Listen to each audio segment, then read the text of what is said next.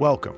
First of all, welcome. This is Unsolicited Perspectives. I'm your host, Bruce Anthony, here to lead the conversation in important events and topics that are shaping today's society. Join the conversation and follow us wherever you get your audio podcast. Subscribe to our YouTube channel to watch our video podcast. Rate, review, like, comment, share. Share with your friends, share with your family, hell, even share with your enemies. On today's episode, it's the Sibling Happy Hour. I'm here with my sis, Aundrea. We're going to be dilly-daddling a little bit. Then Jay went to Kamala Harris's rally yesterday in Atlanta, and then we're going to talk about weird questions and weird facts. But that's enough of the intro. Let's get to the show.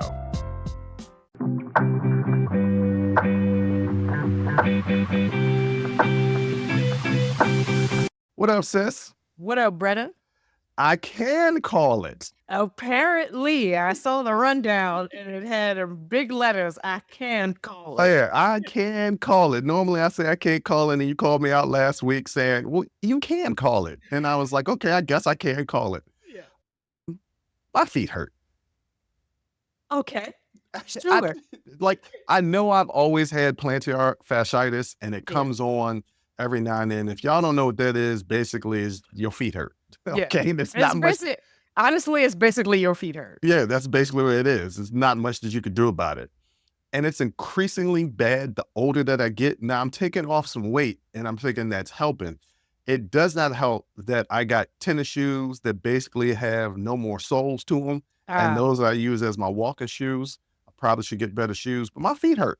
Mm-hmm. They hurt. Like, I get out of the bed in the morning and I put my feet on the ground and I'm limping. I'm limping for a good couple of hours. Now, where is the pain? Pain is in the heels. Okay, so if you remember, I had heel spurs. I had surgery and they destroyed the Achilles on both of my heels. So if you remember correctly, I had surgery on both of my Achilles and to remove the bone spurs. Well, our brother, who had similar pain, went to a podiatrist, also has bone spurs. So you might want to check that out. It is clearly something we've inherited. How the hell all of us got them, I don't know. But if the pain is in your heels and it feels like your Achilles are tight, go to the podiatrist. Oh, my Achilles is always tight. Yeah, go to the podiatrist. Yeah, no, but hold on though. Yeah. Hold on. You said you had surgery. Yes, on both ankles. Well, where were you? No. I remember this, but what caused you to have the surgery? Was it your Achilles or the heel spurs? Did the heel spurs weaken the Achilles? The heel spurs weakened the Achilles. I didn't know I had heel spurs. I just knew that in the morning when I woke up, I couldn't walk. Like you couldn't walk at all? Like I can walk, it just hurts. Yeah, I have to take some time and let my ankles warm up. Like I had to slowly put my feet down and slowly like lay the heel down onto the ground while my ankle, and then I could walk. But before that, what happened was I was at our aunt's house and I went to jump in her pool and I jumped off on one foot and I just felt pop and I just was under the water. I was just under the water and I said, this is my time. The Lord's calling me home. Because what in the pain, immediate pain, was that? Okay, now let's talk about this. Okay. We have established throughout your entire lifetime that you have no tolerance for pain. Because Kobe Bryant snapped his Achilles in the game and still went and shot free throws and made them. Kobe Bryant was more than a human. This is true. So, this is true. Shut up. His desire to compete and to win just overshadowed any pain that he felt in his body. Okay? Rest in peace, Kobe Bryant. Kobe Bryant. Rest in peace. And what was his daughter's name? Gianna. Oh my God. I tell you, that's when Kobe passed, that's when the world burned. A little bit, yeah. Yeah, that's when it stopped. All right. So that's got me nervous, but it's not all the time. I think it's been this week in particular because I'm taking care of my neighbor's dogs, so I'm walking the dogs 3 times a day. So on top of my normal workout where I walk on the incline, on top of my normal evening walks where I walk 3 miles, I'm also doing 3 additional 20-minute walks. That's probably adding, I don't know, 5,000 to 6,000 steps. I mean, you're in shape, so walking shouldn't be that painful for you. It is. It should be, or it could be painful when you ain't got good shoes. You should also get good shoes to walk in. Stop walking in old Jordans. First of all, No, I'm not even walking my Jordans. I would never dare. I said old.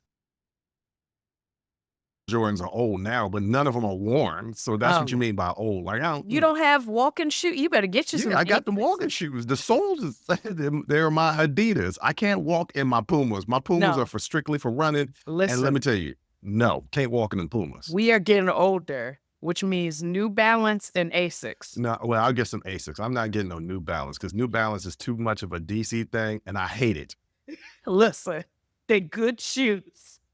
What are shoes?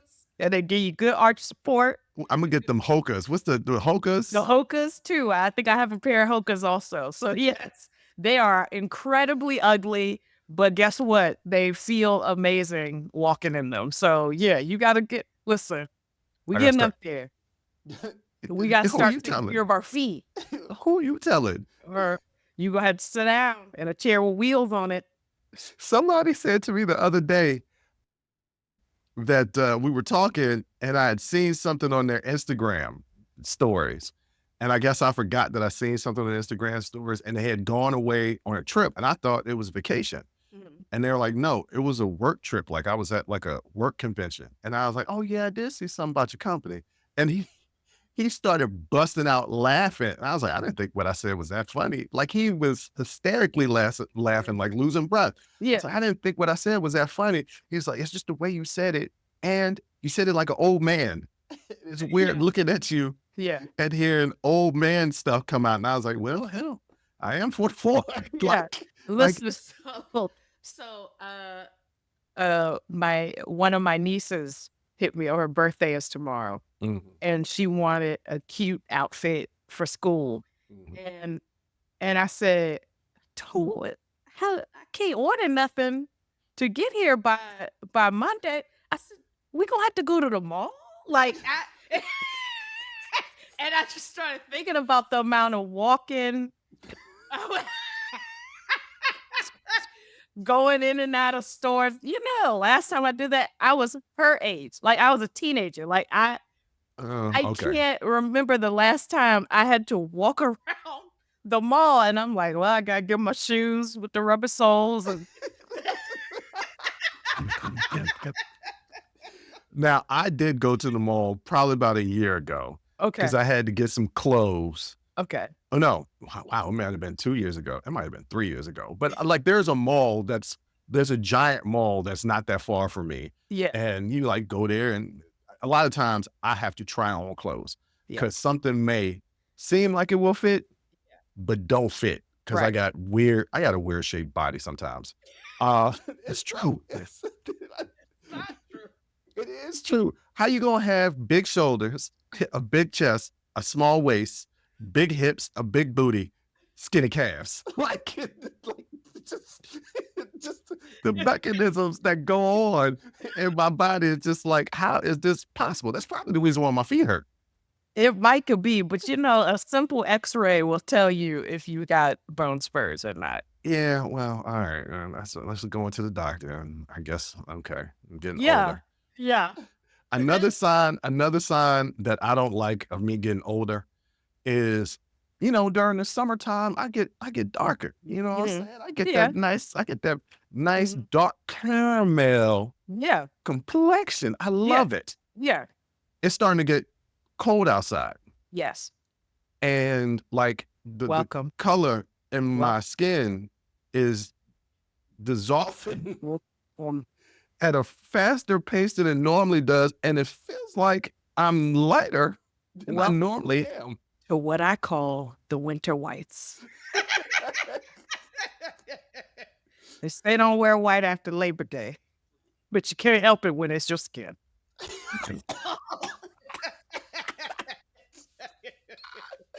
What's my we choke?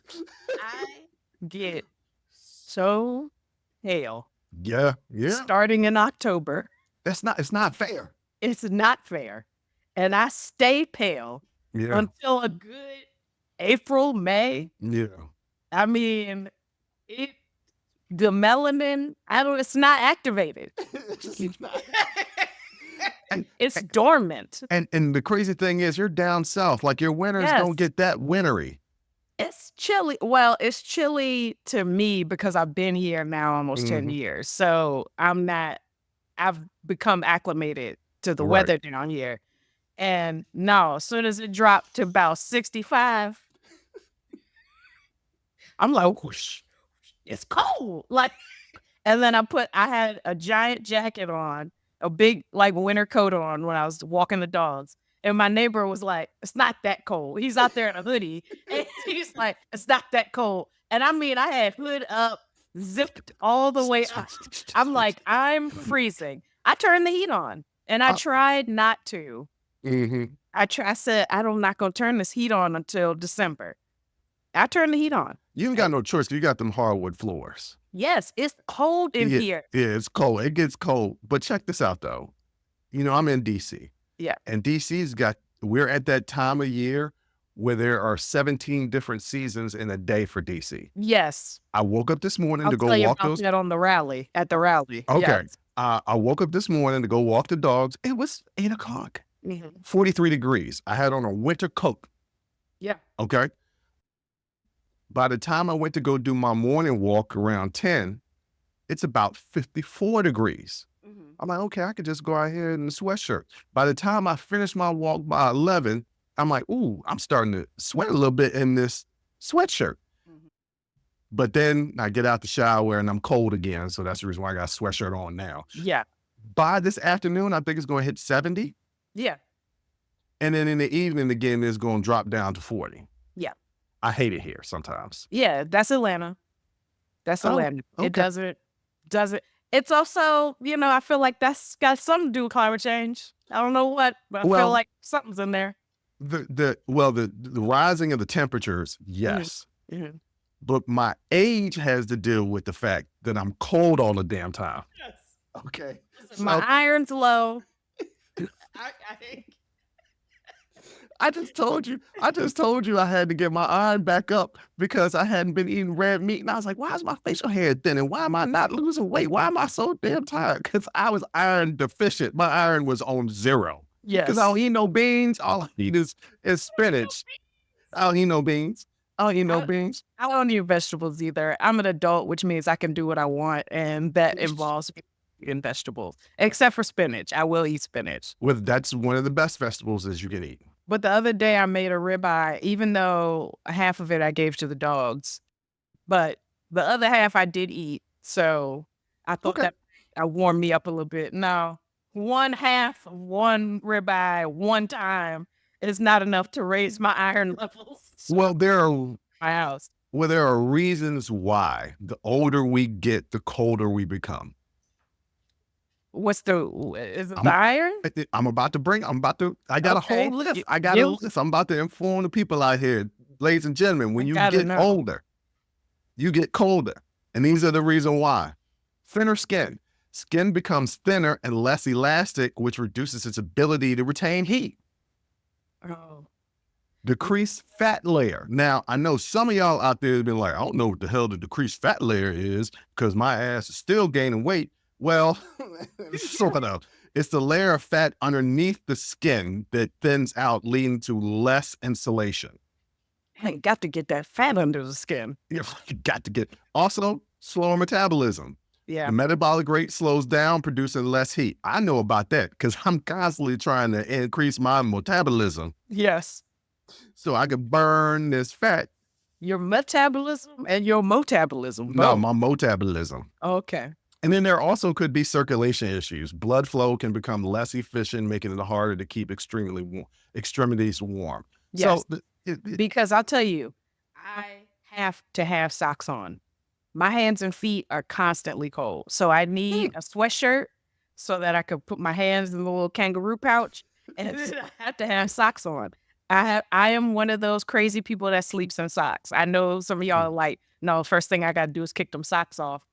And so, I spread my toes. No, my feet are cold. My extremities are cold because all of the warmth in my body is going to my midsection to keep my organs warm. Mm-hmm. So it leaves my extremities freezing, which is sort of the reason why I understand little tech vests now.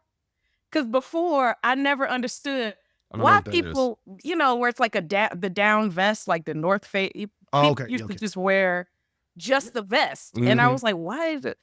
Aren't your arms cold? Like, why not wear a full coat? No, now I get it. If you keep your midsection warm, then more of your body's heat can go to your extremities.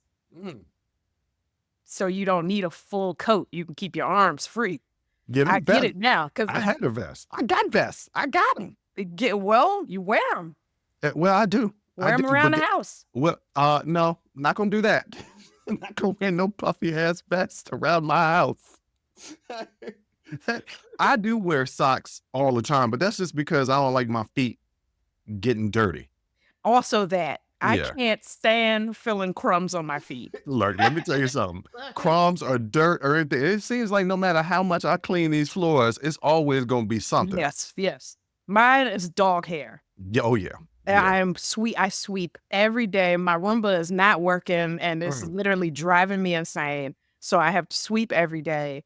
And because I can't, the feeling of any kind of like gravel under my feet, any kind of little granules of dirt or whatever under my feet, boy, then you just start cleaning your feet off on the side of your pants.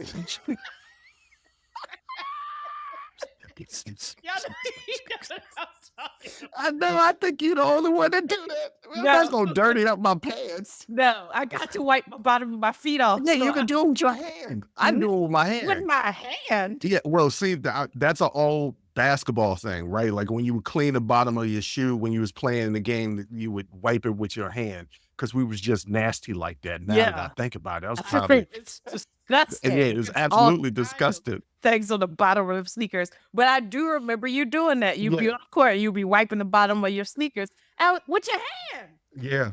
No. Because one time I bought the wrong shoes and I was out there playing like I was skating. And that's not the way you want to play basketball. I was skating out there. No. The coach was like, Bruce, this is good. You got good lateral movement today. You moving side to side so fast. I was like, this is not on purpose. I'm going to pull a groin muscle out here. Somebody help me.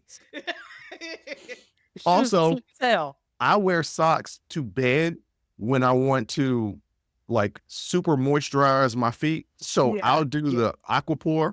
Yes. And lotion and put it all on my feet and then put my socks on because I'm like, my feet kind of dry. They're getting kind of callousy. Yeah. I need to, moisturize. I need to moisturize because ain't nothing worse than scratchy feet. No, because you'll tear up some sheets that way. You tear some sheets and I've torn up a lot of socks recently. The heels. Pedicure. Yes, I am. Because the heels of the socks, I'm like, damn, why'd it get a hole in the sock? Just worn. It's just sandpaper rubbing against it down. It really is sandpaper. One time I was doing the little pumice scrub. I was scrubbing and scrubbing and scrubbing. I was like, this is ridiculous. It is so much skin in this bathtub from my foot. That's so disgusting. It is disgusting. Not as disgusting as that time I took my goddaughter to go get the pedicure and they was doing the scraper on my foot and it looked like it was snowing. She was like, that is gross. I think it was the first time I ever got a pedicure. Maybe the second time. And I think I've probably been encouraging you to do so for quite some time. Yeah, no. Because your feet were very natural. I hate when you say that. I hate when you say natural. They were just very earthy. I was on that neo soul kick. You was on that I walk around the forest with no shoes on.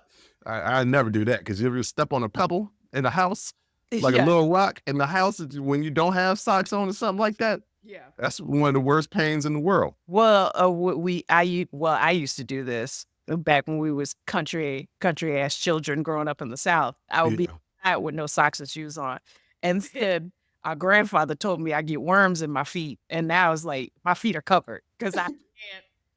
I looked it up in the Encyclopedia Britannica because that's what you had to do back then. And it was something like a hookworm or something like that. Mm-hmm. I said, oh, hell. Well, that's the end of that. That's my childhood. That's the end of being a free country kid. That's the end of that. God, we were so country. So country. Yeah. All right, that's enough of this dilly-dallying because we've been going on long enough. We want to give the people what they want, and what they want to hear is your firsthand experience Yes. at a VP Harris rally, and we're going to get to that next.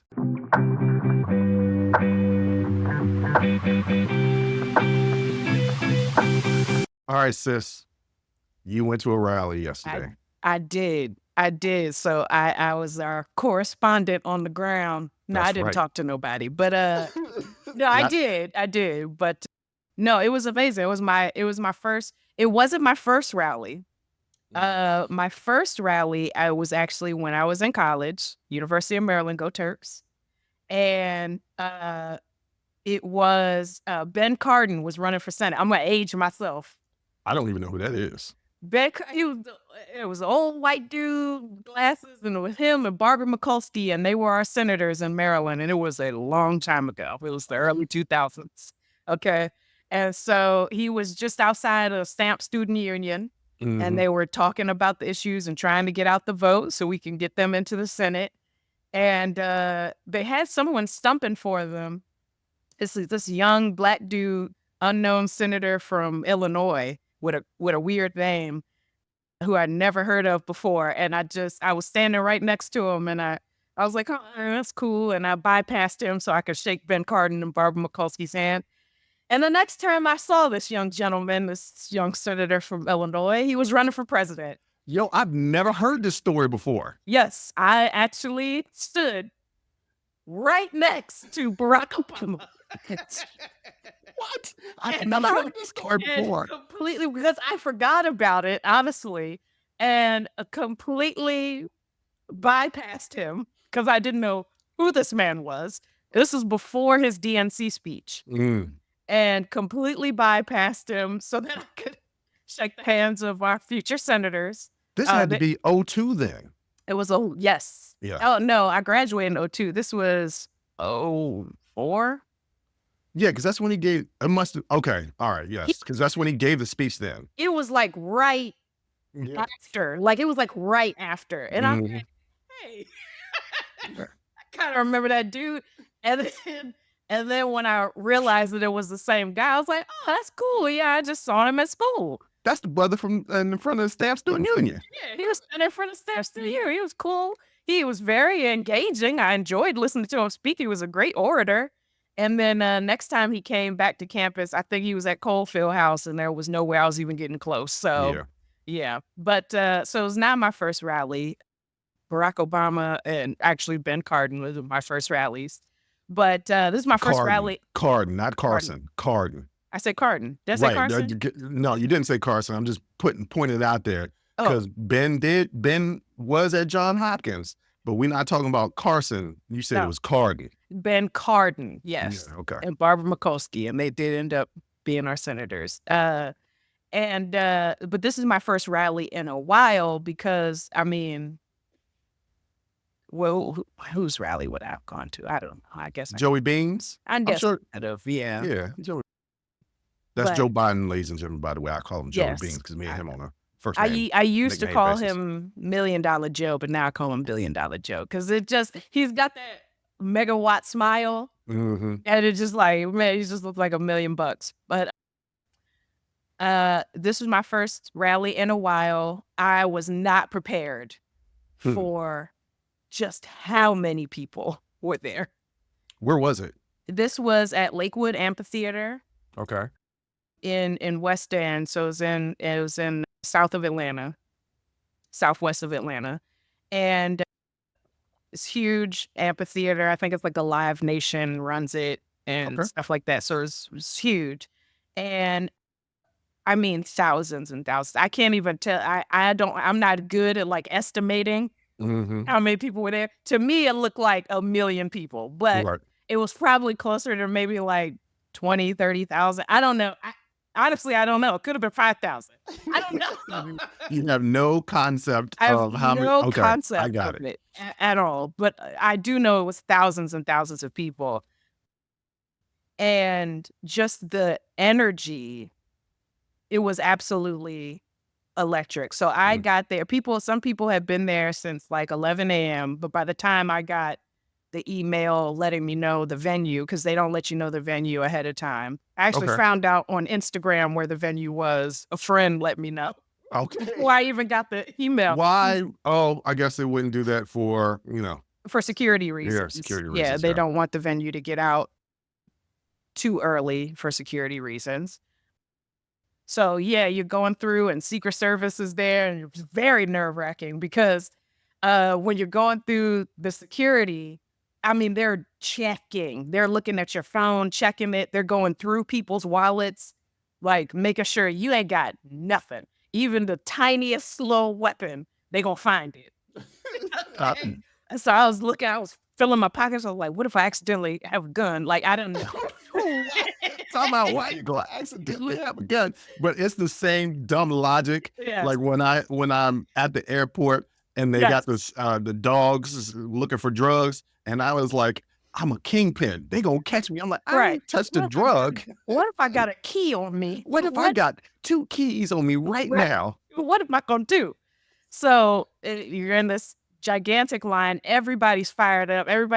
Some people are dressed up. I had seen people with blue hair, and I thought about them. I was like, well, I had blue hair last election. So everybody's fired up. I was standing behind one lady who embroidered her own sweater that said "Cat Lady" on it. Because Trump and this child, no, JD Vance and That the was JD. child is That was Cat JD. Lady Vance. Yeah. So everybody's talking to everybody, and honestly, it looked like a rainbow coalition. Like it was people from all walks of life, all ages, all races, all identities were there, and it felt like a space where you could be yourself. And even when she came out, I mean, I'll get to her speech later, but when she came out and she was just like, I want to create a place where you can be free to love who you want to love and build a life for yourself. She talks about her opportunity economy and things like that. So it was really, I think, a stark departure from what you see at Trump rallies, where it looks almost homogeneous, right? In terms of who the audience is. Yeah, you get a couple of different people sprinkled in here and there, but how safe do they feel there? Right. How welcome do they feel there?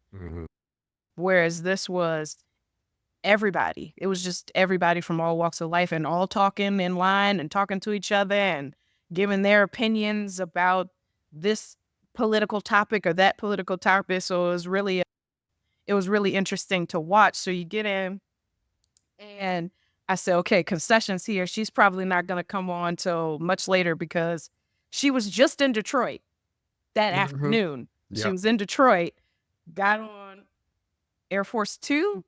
Is that where she flies? Probably, yes. Yeah. Landed in Hartsfield, Atlanta Airport, and came to our venue. We saw the bus pull in, and I was like, dang, she just came from Detroit giving the speech, and now she's here to give another speech. So I was like, she's probably not going to go on for a little while. Let me get in this long-ass concession stand line and give me some chicken tenders because we were in that long line, and I've been waiting all day to get the venue and all the stuff. So I was hungry. Okay. Every time somebody would get their food, everybody would clap because people have been waiting an hour, sometimes 2 hours to get some food. I'm in the line. We're inching up slowly. I've been in this line for an hour to get these chicken tenders, okay? At this point, I've been at the venue for 2 hours because I was in line outside for an hour. Now I'm in line for an hour for these chicken tenders. And before I even get close, Secret Service shuts it down because she's about to go on. Wow. And I said, chicken tenders. No. And they don't want a bunch of people rushing in while they're trying to safely get the vice president on stage. So I was like, all right, can't get no chicken tenders. Let me go and see if I can find a seat. Well, since I spent so much time out there trying to get some chicken tenders and just trying to get in, ain't no seats. So I'm like, okay, that's fine. I figured since I was by myself, I would be able to find at least one seat. Couldn't find a seat. So I'm like, okay, I'll go up on the grass. So I'm sitting on the grass. And when I get in there, John Ossoff, who is also one of our senators, and I don't know if anybody remembers that huge race with him and Reverend Raphael Warnock. I don't know why Jeremiah Wright's name popped up in my head, but that was not who I was thinking of. I don't even know who that is. Remember that old crazy Reverend, and but he was like friends with Obama, and everybody was like, he's friends with Jeremiah Wright. And Jeremiah Wright. I just, when you just said it like that, I remember it. Even though Jeremiah Wright didn't say nothing that Black people don't typically say, like, you know, about this country, but it's just the fact that it got publicized. Yeah. But whatever. And John Ossoff was on stage, Senator Ossoff, and he was just, the rally was to get out the vote. So everybody who spoke was pretty much encouraging, like, hey, family members, friends, get out there, vote early. I almost said vote often. Sorry. Get out there, vote early. Yeah, not often. Not often, just early. And so that was pretty much the crux of what he was talking about, and just letting people know, like, hey, there are real stakes here. You know, it made me think about when Obama was running, and his first opponent is so funny because he dominated so much of that election that I almost didn't remember. It was John McCain, correct? Yeah, Yes. it was John McCain. And I didn't feel like the world would end if John McCain won. Yes, Sarah Palin was an idiot, but I didn't feel like the world would end if John McCain won. Right. So it just felt like that was just an election for hope and change, not necessarily that there were real stakes of like, John McCain could potentially ruin this country. I didn't think feel that like in 2012 either with Mitt Romney. No. Like, it was like, okay, I disagree with you on some policy stuff. Yeah. But I genuinely think that you're a decent human being that wants the betterment for people. We just disagree on how to get there. Especially because ACA, aka Obamacare, was fashioned after Mitt Romney's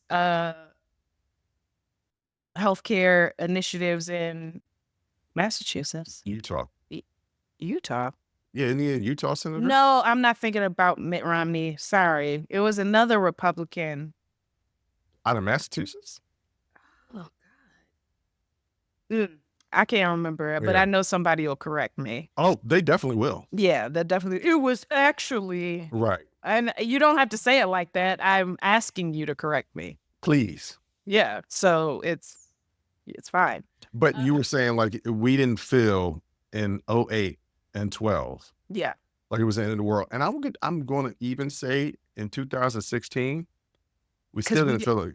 We didn't know. We didn't know, yes. He was a clown and an entertainer. We didn't know. Which he is that. He is that. And it also kind of felt like in 2016 that he really wasn't expecting to win. No, he wasn't. You know, so, but now it feels like, yes, hope and change, but also there feels like there are real stakes. And I mean, there doesn't feel like there are real stakes in terms of, one, the damage that he's already done and the damage that he could continue to do, especially with this Supreme Court. And so that was pretty much the message, like, hey, yes, I'm glad we're all energized, hope change, new way forward, we're not going back, it's great, but there are some serious, serious stakes. And so a majority of her speech, especially since after the passing of Amber Thurman here in Georgia, who died because she couldn't get access to legal abortion care.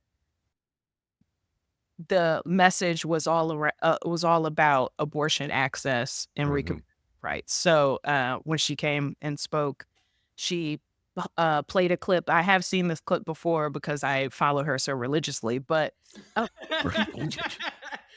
um, it was a clip of Amber Thurman's family talking about how her death was preventable, but because of the restrictions to abortion access here in Georgia, thanks to Trump overturning Roe v. Wade, their daughter and sister and mother, she has a son, is now gone. And actually, she is not the only one. As far as I know, there were 2 women. Oh, I can't remember her name, and I really hate that because it's always been so important for me to say her name. Hashtag say her name. But I'll think of it, or somebody out there will remind me. Oh, I forgot Usher came out. Usher did come out. Usher is in town because he's got a concert. Hold on, time out. That segue. We're talking about abortion rights. Yeah, I know. And oh yeah, Usher was there. Like, what? It's true. Okay, so after John Ossoff spoke, Usher came. There was a really great DJ there also. Shout out to her. And because, people actually support Kamala Harris's campaign, she has the rights to use people's songs, popular music. Yeah, yes. yeah. So Usher did come out. He is in Atlanta for his, I think it was Past, Present, Future tour. And now I thought he could have given us a couple bars of yeah. At least, it's a serious situation. I get it. He was there to get out the vote, and I appreciate that. But I thought we could at least gotten a couple of them little slides across the floor. Hey, you want him shucking and driving at an important rally? Listen, because I didn't get to see him in Vegas, okay? I didn't get tickets to this tour either, okay? Because I'm on a fixed income. I am a student, okay? So I couldn't see him. So I have to live through other people's TikToks and IG lives so that I can see this concert. So I was at least hoping for a few bars of There Goes My Baby or something. That's ridiculous. A couple utterly little ridiculous. Blocks. No, we talking about serious stuff. No, he did lead us in a round of We Ready, but you have to say ready. It's not ready. It's not ready. So he of course, encouraging us to get out the vote. But I'm trying to keep an eye on time. I don't want to go over, but I need you to keep an eye on them arms. I'm sorry. I'm sorry. I'm said 72,000 arms in a sentence. I know, but I'm trying to remember everything that happened. It's kind of like you're there in the moment and you're trying to be present in the moment. Right. And also I was trying to take notes so that I could remember everything that happened. Yeah, you could run an outline right before the show so that you would have been able to go through it. No, I have notes. It's just then I start talking and like a little bit like Trump, I go and I weave. I go off script, but I weave and I bring it back. So the overwhelming or the overall impression from the rally is amazing.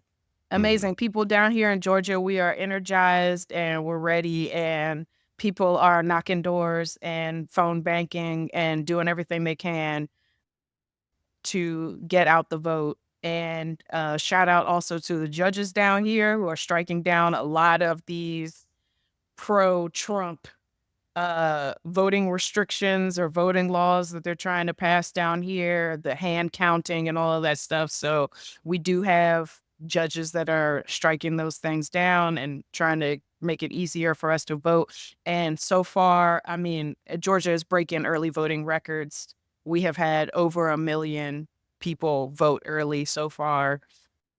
Our first day of early voting, I mean, we crushed 2020 and 2022 records. So by double. So, but you do know there is a problem in Georgia that's brewing already. What's that? So yesterday I saw a clip from Marjorie Taylor Greene saying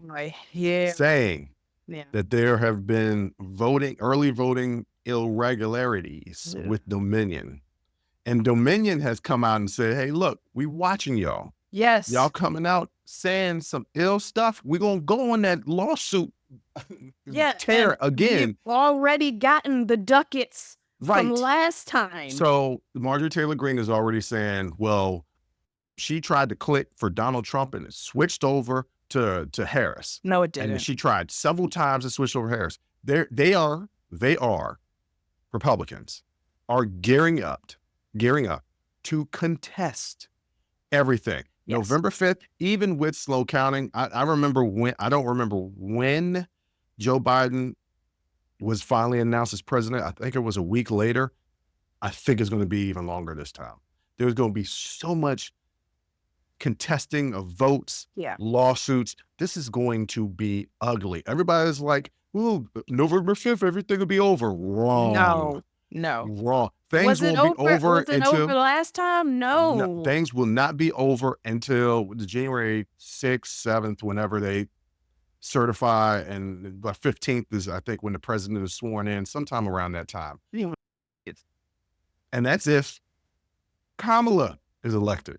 Yeah. If Trump is elected, it's about to be 4 years of absolute craziness. Yes. There's going to be and I'm going to tell conservatives right now, if you think, liberals, left-leaning people, Democrats, women, people in the LGBTQ plus community, Jewish people, Black people, our Latino people are going to sit back and watch that administration literally try to take us back to the 50s. You got another thing coming. It's going to be major fights on your hand. Yeah. And like I said, I don't think it's a bad thing, because I think sometimes people need to be woken up. Yeah. I think that the repeal of Roe v. Wade, because I think a lot of people didn't think that it was going to be repealed. No. Overturned. Yeah. Woke a lot of people up. Woke a lot of people up. Seriousness of what we're dealing with. Everybody always says, oh, I mean, we're America. Things won't happen like that. America is not that old. It's not that old. We're not that old of a country. We weren't that old when we had a civil war. We had a civil war within the first 100 years of us officially becoming a country. Yeah. So it's not like there is not precedent for America struggling with itself. America has struggled with itself since its inception, which was not that long ago. So it wasn't. 1776, everybody's like, it was so long ago. 1776 in terms of country. Yeah, we're not that long. We're not that old. We're not an old country compared to, the rest of the industrialized world. We're not that old. So, and it also, I want to stress the importance of voting down ballot, because the way that we could potentially, put roadblocks, God forbid, on another Trump presidency is by having a Democratic Congress and Senate. Yeah. So, and a lot of those races are extremely tight. So it's not about just voting for president. You got to vote down ballot as well and make sure that we give our future president, Kamala Harris, a Congress. Keep saying that. It's wishful thinking. It's manifestation. Okay, it's manifestation. Why is the race tight? I don't know. Because you're literally talking about between being coherent and incoherent. That's ace. We know why the race is tight. Two things. Sexism. Yes. Well, racism and misogyny, which misogyny is essentially sexism. Yes. Yeah. So yes, those two things. We have that in abundance in this country. We really love it. Like that's the thing. We made it a part of every institution. Did you see Trump was on, I don't know if it was Fox and Friends. It was one of those Fox shows. I believe it was Fox and Friends. Yes. Okay. And we had the black cloth underneath his butt on that white towel, and everybody was like, "Why is he sitting on the black cloth on the white couch?" Like, well, what's going on with that? Does he have anal leakage? Maybe, maybe. But one of the commentators said, "What are you going to do with the Department of Education when?" Because he was talking about we're going to get rid of the Department of Education, which, by the way, is one of the things that's in Project 2025. Exactly. So So him disavowing any knowledge of it or any of yeah, that, it's complete bull malarkey. yeah. So the guy says, what are we going to do if in the schools that they want to teach slavery and that we stole indigenous lands and things like that, and that's how Oh, this you mean country was built. Right. Trump says, "Oh, they don't get any money. We're not going to allow them to teach that. Teach the history." So I always say to people all the time that say, I don't understand why we need to teach slavery or why we need to teach like the indigenous people being slaughtered and land being stolen. And I say to them, well, it's kind of important to teach the Holocaust, right? Yeah. And not only that, you can't bask in what you consider the glory of our founding fathers. Mhm. And not grapple with the ways in which they were complicit in the trafficking of human beings. You either take all of it or none of it. You Right. can't cherry pick what you want to be proud of and what you don't want, what you don't want to acknowledge. Because ultimately what you're trying to do by not teaching these parts of our history is to teach these kids that they live in a white country that's for them and it's theirs. Well, I mean, that's even when you teach those things, you're still teaching them that it is a white country that But is but for them. but in a way that they don't feel any kind of uncomfortability about it. Yeah. Like, we want you to feel like this is your country and it belongs to you. Full stop. You don't need to know how it got there. Mm. But we want you to come up and be raised with that entitlement. We want you to be proud of where you come from and don't have any shame in it. That's essentially what it is. There's nothing. Be prideful with no shame. Yeah. Okay. So what is wrong? And somebody asked this, and it is a very valid question. What is wrong with little white children aligning with abolitionists? Why do you immediately assume that they'll feel bad because white people were slave owners? White people were also abolitionists. Mm-hmm. Yeah. So Because you know that you align with the ideology of slave owners. That's why. the Freedom Riders, a lot of white kids in there. The Mississippi 3 that were killed, 2 white students, 1 black student. So there obviously there have been white people who were allies for the cause. Celebrate that as well. Yeah. Tell that story as well. Yeah. All right. Well, hey, look, I'm happy that you went. Yeah, it was really amazing. Every time I come across something or see her speak, I actually have more hope from her than I did with Barack. Yeah. It's something about her, and it might just be, I wonder if I'm going to say this right. Ladies and gentlemen, excuse me as I say this and butcher this wrong. I want to say it's the woman effect, where it seems more motherly in the way that she talks and deals with people. Oh, you're talking about compassion and empathy.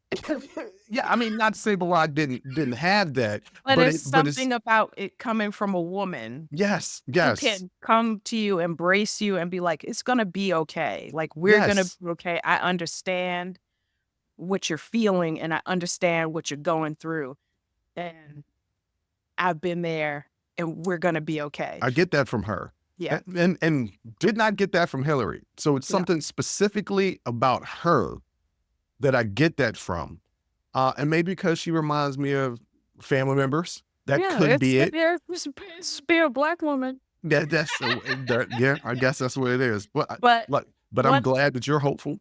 Yes, I am. And one last thing I want to shout out today is Madam Vice President Kamala Harris is 60th birthday. So she's happy 60. birthday to her. Yes. She a fine 62, by the way. We don't talk about how fine she is. I mean, Kamala Harris is beautiful. And we don't talk about that enough. I mean, because we try not to diminish her accomplishments. Even Trump couldn't deny that. Yeah, because she is. He could not get over her Time magazine cover. Look, he talked about it for quite some time. It seems like she got a glow about her. When she walked into the room, it's like a little glow around her. Like, that's literally like the crowd went wild when she walked on stage. Like it seems like she's got that Barry Gordy's Last Dragon glow, the full golden glow. She is the master. Right. Well, okay. Don't. We were just talking about slavery. Maybe that's not the right word. So I'm talking about a black woman, and I said master. I pronounced the T. I didn't say massa. You're right. Still, there's some people listening. There's some people listening that don't know the difference. But I'm glad that you broke it down for me. Yeah. No, there's a T in that. All right. Enough of this. Yeah. Let's get into some weird questions and thoughts next.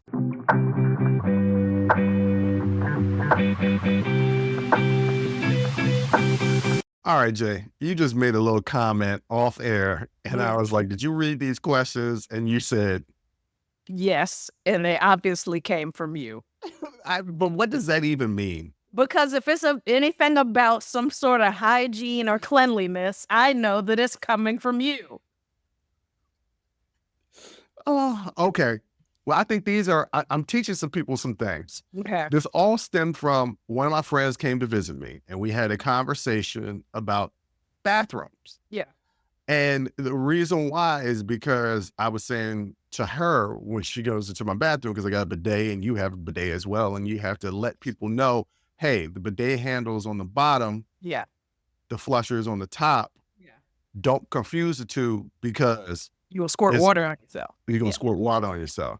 And she was like, yeah, I know how to work it. And I was like, yeah, we know. Well, something you'd be surprised. You'd be surprised of how many people reach for that lower handle that looks nothing like the plunger handle, which is usually up at the top or on the side. You know, it's up, but it's at the top. How many people have come out of my bathroom with the front of their pants wet? Just don't make no sense. It don't make no sense. So I'm going to jump to the last one. That's the reason I should have labeled these a little bit differently. But she came out of there and she was like, have you heard about flushing the toilet? And I was like, yeah, I have heard about that. Yes. It's a serious thing. Who are you talking to? Yeah, I was like, it's a serious thing. And my question is, do people out there know about flushing the toilet? Now, yes, you flush the toilet after you use it, but what happens when you flush the toilet? There's an aerosol plume. Plume, yes. Plume. Flushing can create a plume of tiny aerosol particles that contain water, urine, feces, and even pathogens. Yeah. Airborne particles. Hold on. These particles can be propelled into the air at speeds of up to 6.6 feet per second. Yes. So what does that mean? A lot of times it's a dookie spray. It's a dookie pee spray that's being sprayed every time you flush the toilet. So a lot of people, toilet has a lid for a reason, guys. Yes. So, and a lot of people are not realizing that you are flushing the toilet and things is flying up. You think things are being sucked down, and they are, but things are also being pushed up at the rate of 6.6 feet per second. Yeah. Now I'm 6'4". That means as soon as I flush, that hits me within the first second. In the face. Directly in the face. Yeah. And all those people that are shorter than me, it's hitting you to half a second. It's got to you. Yeah. It's already there. You got to put the lid down. I learned about this because they talked about, I was a child, and they talked about how the spray gets on people's toothbrush. And I said, oh, hell no. And since I was a little girl, that lid goes down and then I flush. I can't. It's got to. Or when I'm in a public restroom and there's no lid, you gotta lean back and flush with your foot and get the hell up out of there. But it's too late. You got sprayed. You gotta wash your hands. Got to wash your hands. Well, here's the thing. It's not just a spray. There are airborne particles. Research has shown that these particles can linger in the air for up to 20 seconds and travel several feet away from the toilet. Yeah. This can potentially spread germs and infectious agents. So every time that we go into a public bathroom, It's walk in. disgusting in there. It's disgusting. I don't like using public bathrooms. Sometimes you can't help it. You're not always at home. Yeah. You're not always at home. So sometimes you got to use a public bathroom. It's disgusting in there. Yeah. It's disgusting. So, like you said, what are some things that you can do? Lid down. Studies suggest that closing the lid before flushing can reduce the spread of particles by 50%. So guess what, though? That's only 50%. Yeah. 50% is still getting up out of there. Yeah. My bestie told me that she was at work. She went into the bathroom. Somebody was in the bathroom, and their lunch was on the sink. No. I will not take anything, beverage, food. If I'm supposed to ingest it, it don't go in the bathroom. I leave my water bottle. There's usually a water fountain right outside of a public restroom. I put my water. I would rather leave it out for somebody to potentially come by and just wipe a booger on it. Not talking about they gonna wipe a booger. Don't wipe. Is this Eddie Murphy water? I would rather leave it out and then take it into the bathroom, because you gotta be kidding me. Every surface in there is disgusting. I don't care how nice that bathroom looks. And people just there are podcasts where hosts are talking about how they use the bathroom and don't wash their hands. Unprovoked. We're not asking you this. I'm glad you're telling us. We already knew. Mm-hmm. I still contend that's the reason why coronavirus spread, because of nasty people. They had to give tutorials of how to wash your hands properly. I'm like, wait a minute, didn't everybody know? But we worked in the restaurant business, so we knew, we were kind of taught. Yeah, not to mention, our mother's a nurse. That too. So we knew how to wash our hands. So there's a privilege in being connected with these things and learning. Okay. Yes. But there's a lot of grown adults that didn't realize that running your hands underneath the water without any soap wasn't going to get it done. There are full adults who think swimming is tantamount to taking a bath. Oh, yeah. There's chlorine in the water, and now there's chlorine all over you and also everybody else. Let me tell you something. Booger in the water. What is with you and boogers today? What is with you and boogers? You are not clean. That chlorine ain't gonna eat up. That booger's still floating in there, okay? You remember when we were kids, we go to the YMCA? Yes. And we would go swimming in the pool? Yes. There's a reason why when you get out of the pool, they have showers for you to rinse off and clean yourself. Because that is not cleaning yourself going swimming. No. Not at all. Any stretch of the imagination. Washing your hair and letting the shampoo run down your body is also not cleaning yourself. Don't get me started on people not washing their backs properly. Get you one of them African scrub things and wash your damn back. I shouldn't be able to drag my fingernail across your back and have a bunch of dirt up under my feet. First of all, I shouldn't be able to drag my fingernail across any crevice of your body and get dirt up underneath my nails. No, that's disgusting. Oh, by the way, ladies and gentlemen, when you wash your hands, you put the soap all in your hands, in the little pocket of your hand. You got your outside your fingers, your actual hand, the palm of your hand. Palm of your hand. You take the soap and you get up under your fingernails by scratching the palm of your hand. That's how you get the soap up underneath there. You do it on both sides and then rinse them off. That's how you clean up under your nails. Yeah. Pathogens can spread. No, because what? Because I done seen some nasty nails on some of y'all, and it lets me know when you first, because I worked with a lady, and she always had that line of black under her nail, okay? And so that to me tells me you didn't bathe this morning, because even taking a shower, your nails get clean. They do. Okay. Just if you shower properly. There you go, right there. That's the point I'm trying to make. When you made breakfast, you ain't wash your hands. Mm. Like that, it just lets me know what your morning looked like, that you could come to work at first thing in the morning, you got dirt under your fingernails. Did they brush their teeth? Because that's literally the first thing I do. I get out of bed, I limp to the bathroom. First, I take a drink of my bedside water. Yes, because you can't brush your teeth immediately without putting some in your mouth, because you got the dry mouth, or maybe it's just me because I can't ever breathe through my nose. I have to get something to drink first thing. That's the first thing I have to do. It's so refreshing. So I got my bedtime water. That's right by the right side of my bed. Take a swig of that. I limp to the bathroom and immediately brush my teeth and mouthwash. Yeah. And I floss. I got the water pick. With the water pick at night, and sometimes during the day, if I know some stuff got caught in my teeth. If I had some popcorn? Well, popcorn is automatic. Sometimes I eat popcorn specifically because that'll make sure that I floss before I go to bed. Because I can't, I'll be like, comfortable. Let a kernel be in my tooth. I can't even between your gum. I can't even be comfortable. All right, so pathogens spread. The particles expelled during the flushing can contain various pathogens, including bacteria and viruses, which can pose health risk if inhaled or come into contact with surfaces. And of course, it's going to come into contact with surfaces. You know why?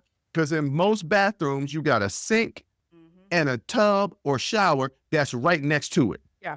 Oh, yeah. By the way, ladies and gentlemen, don't keep that toothbrush on the sink counter. No. Put it in a cabinet, put it in a drawer, put it somewhere, or put it in a case. Because things getting on that toothbrush and you just rubbing it all in your mouth. You're nasty. There have been cases where if you use lasers and cameras, scientists have been able to visualize the particles, revealing the extent of the spread and the energy with which they eject.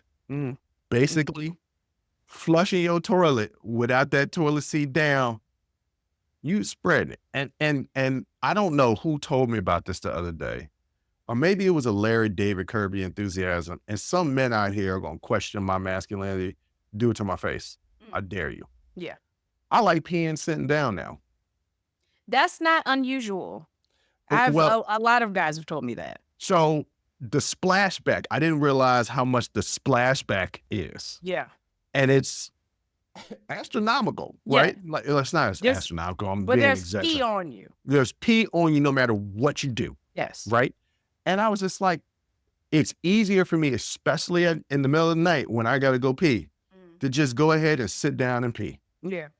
It's just easier. And I was like, it's hard to train myself because for 44 years I've been standing up and peeing. So sometimes I do forget, but in the middle of the night, I don't forget. I'm like, I'm about to sit down. I'm tired anyway. I want to sit down. Yeah. I'm tired anyway. Yes. It's the middle. And I got a little light in there, but I don't, my aim ain't good with the lights, with the real lights on. Right. Especially ain't good with the night light on. Right. So that's another thing, ladies and gentlemen. It's for my men out there, peeing sitting down. You don't got to clean off the toilet rim so much. Right. If you actually do it. I do it because, I can't stand no stains around my toilet. Ladies and gentlemen, y'all felt that right now, what I just said? It's real. I don't like no stains in my house. Through his teeth, he said this. I don't like no stains in my house. But shout out to the inventor of the water closet. You're a real one. Putting that toilet in a own little room in the bathroom. You're a real one for that. You're a real one. Well, not a lot of people had that. Our parents had that in their master bedroom in their house. A lot of new houses, they'll have that.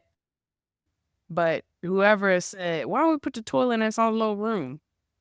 You're a real one for that. Yeah, because if you think about it, if you got a tub with like a jacuzzi or something like that, you do want to have some champagne, some strawberries, make yourself a lovely evening. A nice evening for yourself. Right. And you can't do that in a regular bathroom with the toilet right there.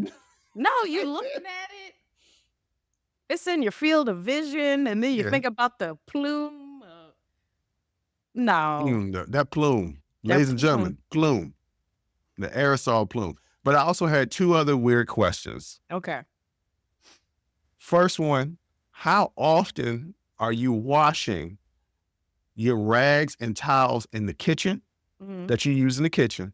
And how often are people changing their bed sheets? This is more specifically every Sunday for men with their bed sheets, but for everybody, for their towel rags and for their rags and their towels in the kitchen. And some people are not even going to understand what the hell I'm talking about when I talk about rags and towels in the kitchen. So my rags are disposable. I get those, the blue ones, the blue and white striped joints you get from the grocery store. Or I use paper towel as far as like cleaning, wiping up. But then like my hand towels and stuff that I have in the kitchen, I have to wash frequently because I have a puppy who likes to take them. And now they got puppy mouth all on them, and I gotta wash puppy mouth. No, you got to wash them with the I puppy gotta mouth. wash them pretty regularly. So, and then my sheets, first of all, I seen too many of y'all with y'all outside clothes on your bed. We've had that conversation before. Stop it. I can't do it with you. I just can't do it. But no, the sheets, you gotta change those once a week. Yeah. But a lot of men, well, hold on, because I'm one of those men. I change them once.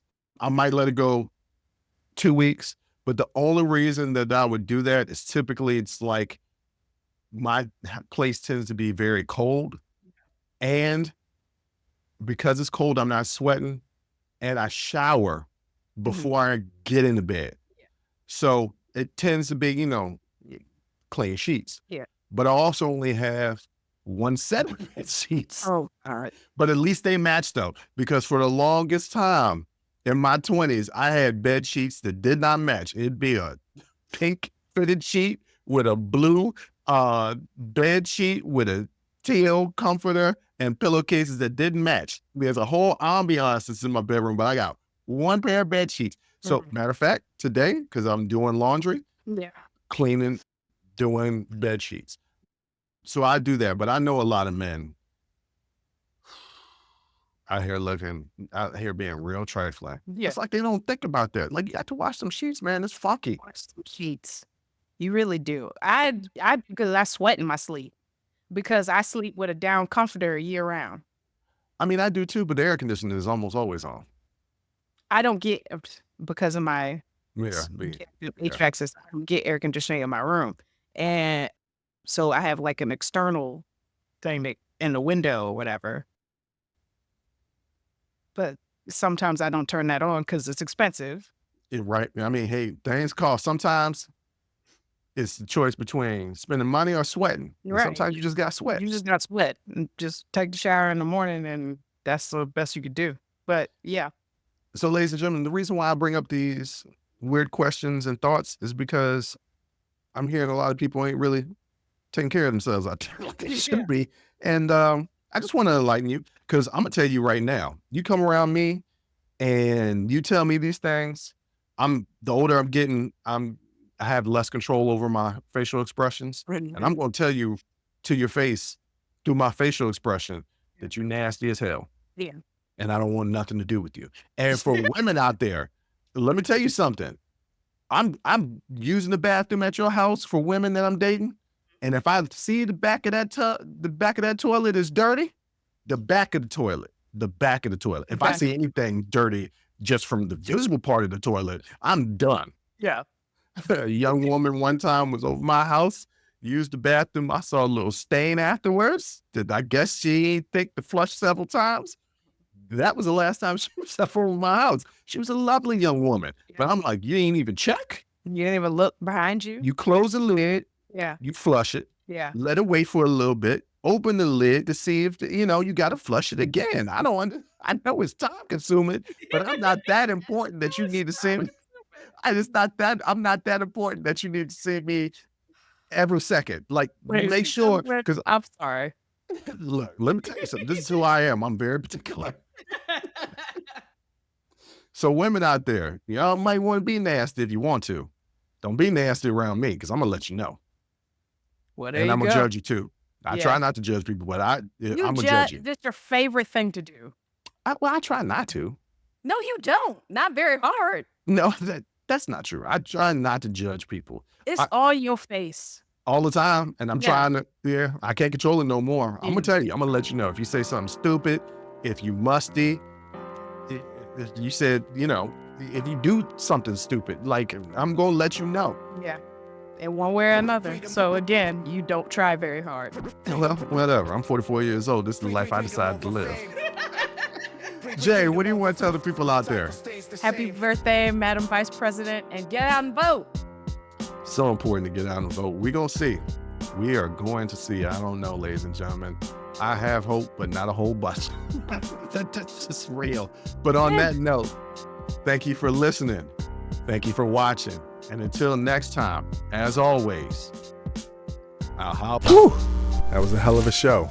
Thank you for rocking with us here on Unsolicited Perspectives with Bruce Anthony. Now, before you go, don't forget to follow, subscribe, like, comment, and share our podcast wherever you're listening or watching it to it. Pass it along to your friends. If you enjoy it, that means the people that you rock will enjoy it also. So share the wealth, share the knowledge, share the noise. And for all those people that say, well, I don't have a YouTube. If you have a Gmail account, you have a YouTube. Subscribe to our YouTube channel where you can actually watch our video podcast. But the real party is on our Patreon page, After Hours Uncensored and Talking Straight-ish. After Hours Uncensored is another show with my sister. And once again, the key word there is uncensored. Those are exclusively on our Patreon page. Jump onto our website at unsolicitedperspectives.com for all things us. That's where you can get all of our audio, video, our blogs, and even buy our merch. And if you're really feeling generous and want to help us out, you can donate on our donations page. Donations go strictly to improving our software and hardware so we can keep giving you guys good content that you can clearly listen to and that you can clearly see. So any donation would be appreciative. Most importantly, I want to say thank you for listening and watching and supporting us. And I'll catch you next time. Audi 5000. Peace. Freedom over fame. Freedom over fame. The cycle stays.